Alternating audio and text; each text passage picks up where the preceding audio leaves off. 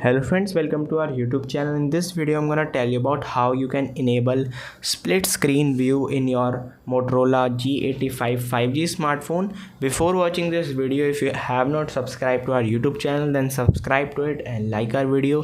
So let's start friends. First you have to open your settings like this, and here you can see, just swipe down, click on gestures, click on swipe to split, and when you just enable it, press back, go to the apps you want to split the screen like this, and you have to swipe right and then left like this. Swipe right and then left. You can see this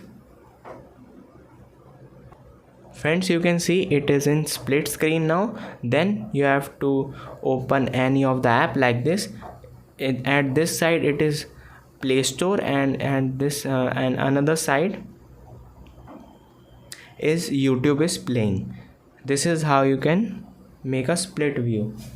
You can check both apps in one screen. I hope you like this video. If you like this video, then subscribe to our YouTube channel for more helpful tips and tricks videos. See you next time.